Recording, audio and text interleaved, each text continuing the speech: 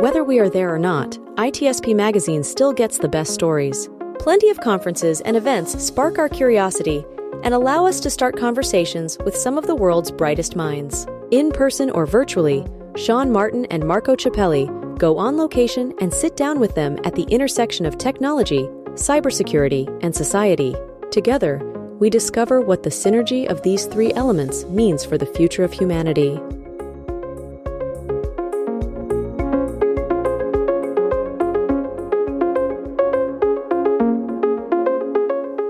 All right. Hello, everybody. Here we are again. I'm still in Florence. As you can tell, it's a morning sun. If you're watching, just hitting my face. Hitting the new too. That's the beauty of what we do. I can be anywhere in the world and have a good time interviewing smart people and talk about conference, which it's even a little bit more far away than where I am right now. It's on the other side of the world, of course, depending where you are. And of course, we're talking about one of my favorite events, actually, which is the event in Melbourne that I was last year, the CyberCon, and is happening in a couple of days or less, depending on when you're going to hear this. But it doesn't matter. This is going to be fresh content. And I honestly think it's going to be a fascinating conversation, very much in line with the thing that I talked about on my podcast, Redefining Society and Technology, because technology touches everything we do. We don't even know about it. And so cybersecurity is attached to that, and it touches your food. It looks like it. And anything else that you go and shop at the grocery store and shop around. And I think we got a taste of that when something big happen in the world, like a pandemic or some really big breaches or wars or fears and so of that, and everything is connected. So this is about the coverage with Sean Martin and Marco Ciappelli. Of course, Sean is not here because the time zone is not on his favor, and it works for me and for Amberley Brady, which is right here from all the way from Sydney, and she will be speaking in Melbourne during the event. So welcome to the show. Thank you so much for having me, Marco. It's a pleasure to be on the show today. Well, it is a pleasure. It would have been even more a pleasure being there for me, but it didn't happen. But again, technology is allowing us to be close, to meet new people like me and you, and to meet people that I actually met in person last year, like JJ. That was the first episode for this coverage. So let's introduce Amberley to myself and my audience. We spoke a little bit before. So who are you, what you do, and what do you talk about specifically at the event? So I guess I've got a bit of a different pathway into the cyber world. I haven't necessarily started out in tech. So I studied law and I've worked in policy. But my main sort of passion has always been around food and supply of food to myself and other people, and for our farming community. I'm really passionate about that. So following on from 2019 in COVID, where we saw things running out on the shelf, I was actually quite worried that what would happen for the rest of our community if this kept happening. And I know a lot of people were worried about it, Marco. Like, I don't know what it was like in Italy per se, but it was pretty bad in Australia. We really did suffer. And I know that for me, it stayed in my mind, and it was always really heavy thinking what would happen if this happened again. So with that in mind, we would then see fluctuating pricing in our supermarket stores from week to week. And I couldn't understand. And I would see little notes down there saying, oh, there's a drought currently. Tomato prices are twice the price, 3 times the price, week on week. And I couldn't understand why it was changing so rapidly. And I wanted to see that we would look after that sort of sector better. And I also wondered why we didn't have a commodity sort of based approach to our food pricing. So why don't we have a system where we can see how much things cost? Why is it not live pricing? How much was my farmers being paid? And to see where my food was coming from, that was a real interesting journey that I was sort of committed to going on. And through some cybersecurity skills that I picked up and my genuine, inquisitive nature, I went out and I built Real Food Price. cybersecurity.com.au, and I started tracking pricing. And I started tracking pricing because I really wanted to know the answer, Marco. That's really the response. No one else was doing it. And I thought, I'm going to build this system, see how I go, give it a crack, doing it on my own, and see what I get. So that's what I did. I love it. It's what I call the hacker mentality. We're talking about cybersecurity. Hackers is like, hey, I got to figure it out. I got to make a better solution. I got to break things to make it better. In your case, you actually had to start from scratch something that wasn't there. At least I'm understanding in Australia, because you're focusing all your work, it's focusing actually for the infrastructure in Australia related to food. But before we start talking, and I was trying to understand your approach, you mentioned that, of course, we talk about a global economy. I think I was reading not too long ago that there's only few countries, maybe if even just one, that can produce the entire supply of food in the world that is necessary for their population. We go to the grocery store now, or we get the season are not there anymore, pretty much. I mean, in Italy, maybe some people like to go cook with the season, and I think it's the most beautiful thing. But whatever you want is there. I mean, I'm in LA, I can get tomatoes and avocado at any time of the year. So that everything is connected. And when you realize this, tell me about the connection with the cybersecurity events. Because you mentioned pandemic wasn't necessarily a security issue, but I think everything unfolded, right? When you start looking at that. Absolutely. So as you mentioned, Marco, Australia does produce their own food and fiber. So we are not reliant on other countries, but that's not the same for a lot of other countries. And I lived in Norway, for example, and I would see that oranges came from Spain and different prices for different things being imported left, right, and center. And they were quite, it was quite interesting to see that and to be in different countries and see the prices of fruit and vegetables that were largely imported.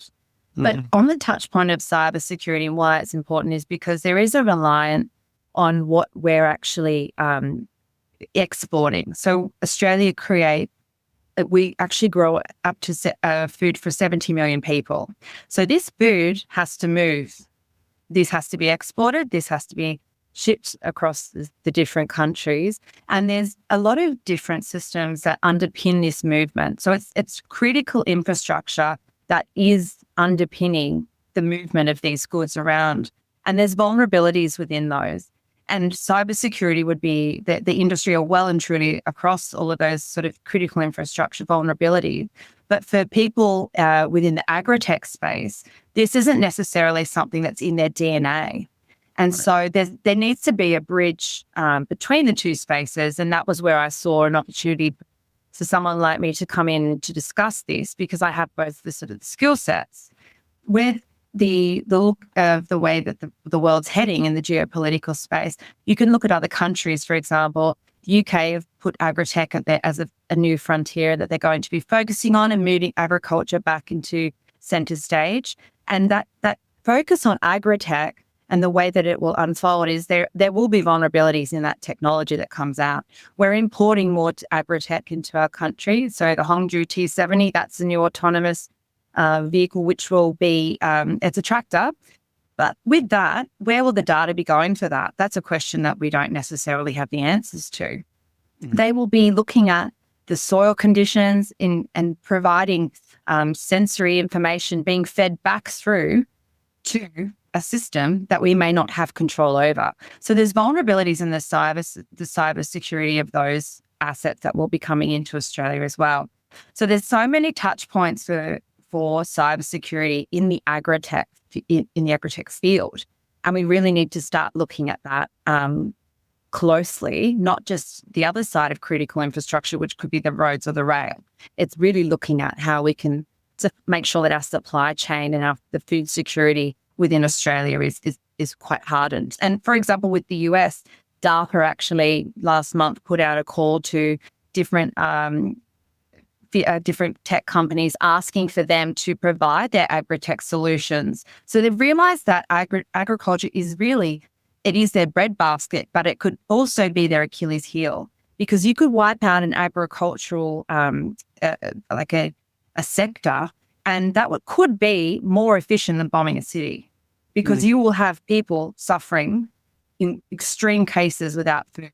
So there's a lot of touch points in that sort of protection in the cyberspace that I think we really need to advocate for and be quite pushing for it to be more within the agro tech space. Yeah.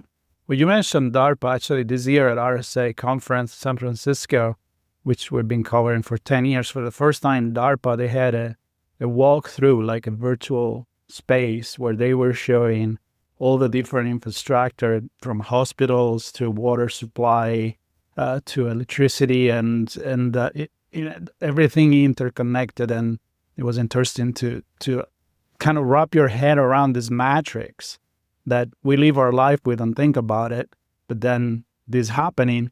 And when you think about agriculture, you think about something very traditional, especially maybe Italian, right? You go back to the way it was, and you can't really do that. I mean, you can create an organic product, traditional product, but once you put it on the market, even if you don't have the tractor that drive itself, the autonomous vehicles, which are there, the supply chain, it's humongous, and I think it's important for us to think about it. And my question before we go more in the specific of your talk, because I want people to know about exactly what you're going to talk to all these cybersecurity brains there in Melbourne. How is what you're finding out, is it getting traction with the government? Is it getting traction with implementing, or are we still in the, hey, there is a problem, look here? Yeah. I mean, is it Australia doing something about it? Yeah, so I've researched all the other sort of international models, for example, like with the digital food exchange in Italy. I've looked at the Hungarian model, which is what similarly my platform is based off. And within the first 3 months of the Hungarian model, it saved 50 million euro for the consumers. So that's when you say money. Save, can you tell me how? So they looked at so with transparency, once you demonstrate transparency along the supply chain with the costs that are associated from for example, with my platform, from the farmer to the wholesaler to the consumer. So the Hungarian model is based on showing the transparency. And it noted that there were price drops in the items that were listed on their platform. So, for example, milk dropped 12 points, which is huge. So there were a number of different items that, overnight almost, it magically, that sort of artificial inflation disappeared. So what you see then is the ability to calculate what the savings will be for a consumer. So looking at it from that point of view, if you say, okay, the start is the tomatoes are X, Y, Z. So I've been researching different commodities, so different vegetables. So with watermelon, for example, over the summer months, and I met with the CEO of Watermelons Australia, Jonathan Davey. So we looked at pricing over the summer months. The cost of production was between $1 to $1.40, $1.50 per kilo of watermelon. Plus they have to pay the transport costs. So that's on the farmer. But then it's being sold all year round for about $1.99 to $2.50, right? So there's $1 there. But what the farmers were being paid was sometimes 40 cents a kilo. So they're losing money on their production costs. But once you have those figures, and once you remove the murkiness and have that transparency in pricing, you see where the markup is. You can look at both ends and start asking the question. So my platform was about gathering the evidence and having those robust discussions, and it has been very well received. So sorry, Marco, I'm coming back to your question. I haven't forgotten. It's my fault. So I have been meeting with the different sectors and discussing it. And it's obviously from the grower and the consumer side, it's been very well received. In terms of implementing it into government, there's been a number of discussions that I've had in terms of creating, I've been writing a lot in relation to sort of supporting papers as to why this would be an appropriate way forward.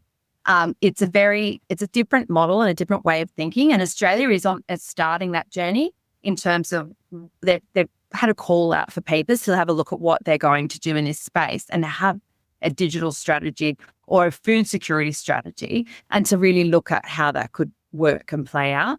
So I've provided that input in terms of everyone else has been very, very, very, very complimentary of the system because it has worked in Hungary. So there's that also backing up what I'm doing. It's not necessarily something that hasn't happened anywhere else.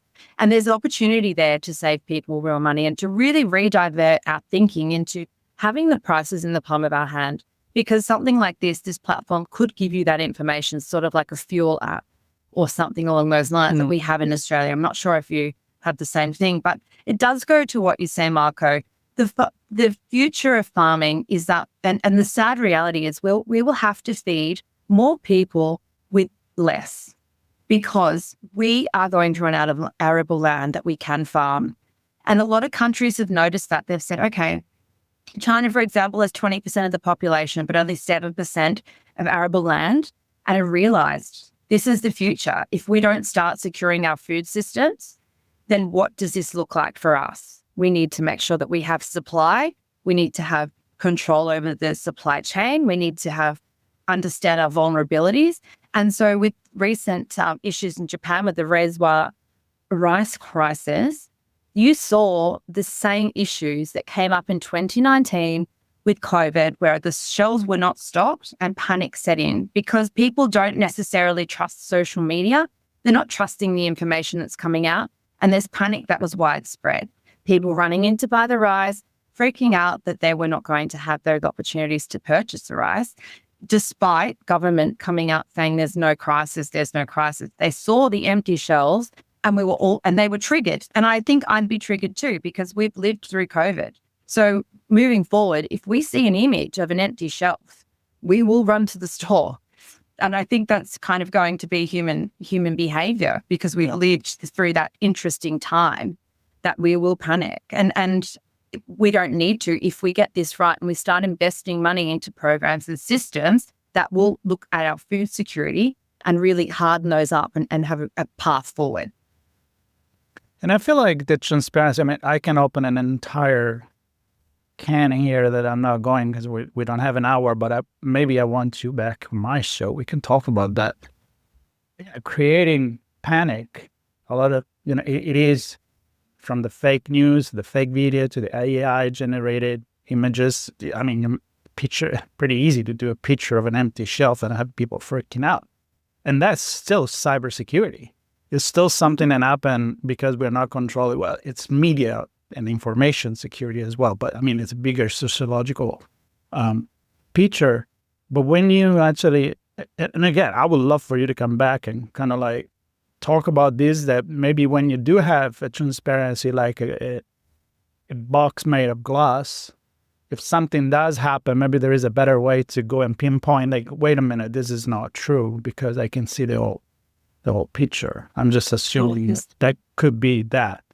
But when to go back into what you're presenting there, you're going to be presenting to mostly IT professional that, I know those guys and girls. The tech is going to resolve everything. That's how we've been talking for the longest time. And then slowly in the past few years, the human element came back, and the social engineering, and now the AI and the ethics and all of that. So what are you going to tell to this crowd that you going to have in Melbourne? Where are you going to focus? And what do you think that particular crowd is going to get from, or what do you expect them to get from your presentation, from your talk? So I think there's a couple of interesting points that I like to really drum into people when they come and hear me speak. One, in relation to the first discussion and session that I'm running in relation to don't outsource your thinking. That is to ensure that people aren't becoming complacent with AI. We're going to start trusting it. We're going to not hear bells and whistles going off and warning us. And my concern is that we're not going to notice when things are going wrong because we will be complacent and also trusting the AI. So I am going to be discussing the complacency creep, like I call it. So it's creeping in and you're sort of like, oh, it's fine. And then automatically you don't necessarily have those technical skills to be able to pull yourself out of the box that you're falling into. And then it's sort of like, okay, we need to be really analytical here. And if we haven't been thinking outside the box, or is there something in my gut telling me that this doesn't feel right? If we're not trusting our gut and trusting our thinking, this is where we need to sort of really bring that back, creating the human firewall.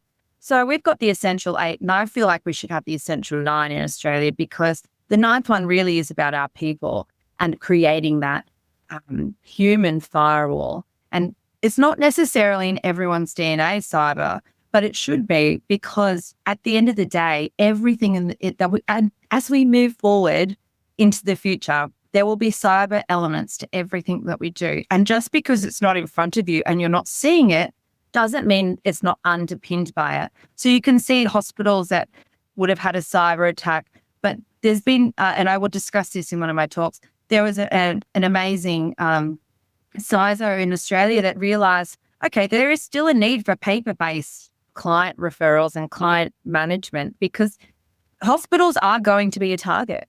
So there needs to be that intuition and that, does this feel right? Are we going to create complacency without trust in AI? So I will be discussing that and giving examples of how people picked up different transactions. So Michael Rodriguez from CBA, he picked up and realized that there were transactions that weren't necessarily unusual, but they felt weird.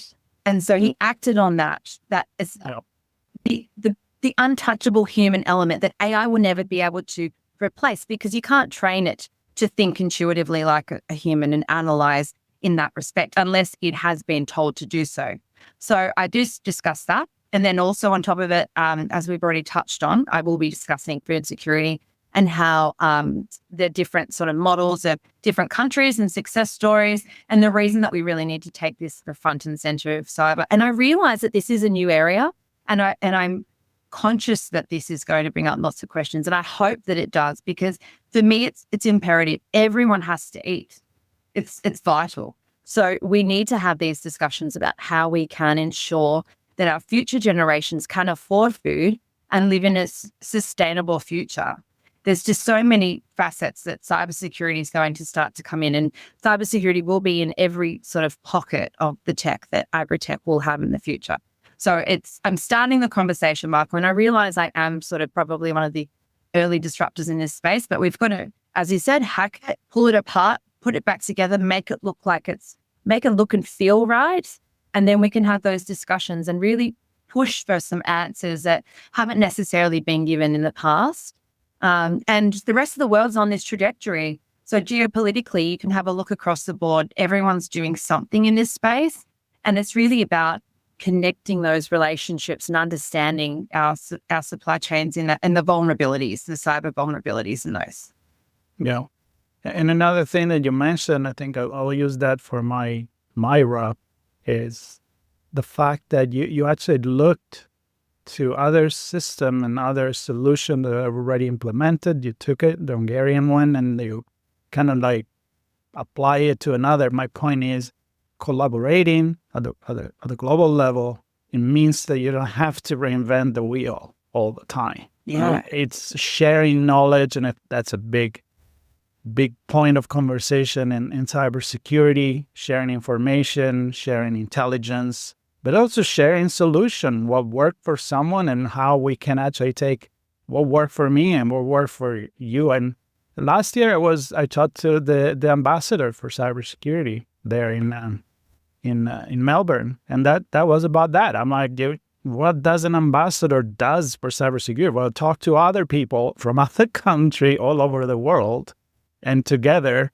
maybe we can help each other. So I think starting the conversation, it's very important. I think the crowd will be very, very receptive to that. It's the cybersecurity community. It's a very curious community, and I think overall they do want to help and they want to get involved, and that's definitely something important. So last minute for people that are going to listen to this and say, oh, I am going to the conference, I'm going to go listen to Amberley. And for others, that maybe they can catch your conversation later on or connect with you on LinkedIn or whatever. So your call to action, and you can close for me if you want. Excellent. Well, I think I'll have to take your advice, Marco, and come to Italy because they've got the digital food exchange, which looks like it's a pretty interesting concept. And that's based on like cooperation and sort of sharing. So in that spirit, I'm really thankful for the opportunity, and I'd love to connect further with other people in this space, anyone else in food security or anyone else in cyber that thinks that they'd love to connect with me. Please do reach out on LinkedIn. Say hello to me at CyberCon. I'll be there. And awesome. Thanks so much. All right. And when is your talk? Great. So I'm on Wednesday, and that will be the one that's on there. I'll just read it out. Sorry, because I keep forgetting the times. So don't outsource your thinking. That's the Wednesday at 3:30. And everyone is protecting my password, but no one's protecting my toilet paper. Back on that COVID-19 thing. That would be on the Thursday at 10:20 to 10:40. So. And I think everybody wants to know what's going on with toilet paper. Course, and food. Yeah, exactly. Especially. Yeah, and food. Yeah. So that was a play on the toilet paper thing from COVID. But yeah. All right. So the last thing, this is a coverage for Transform to Evolve, which is kind of like the theme, CyberCon Melbourne, Australian Cyber Conference. And that is happening right now, 15th, 17th of October at the Melbourne Convention and Exhibition Center, which is awesome. I really enjoyed it my stay in there. For everybody listening, stay tuned. We'll have more conversation, actually, even with the organizer, probably post-event to see how things went and look back and look for maybe next year what the plan is. So stay tuned with On Location with Sean Martin and Marco Ciappelli. And Amberley, thank you so much. I really enjoyed this conversation. Good, stay in touch. And if you wish, come back on my other show. We can talk for a lot longer. So... Good. Too. Thanks, Marco. Okay. See you later. Bye. Thank you, everybody. Take care.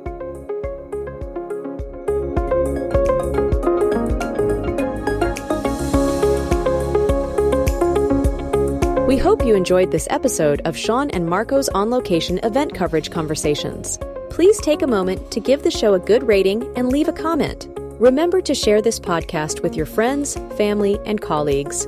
Come back for more conversations and follow Sean Martin and Marco Ciappelli as they continue their journey toward redefining cybersecurity and society.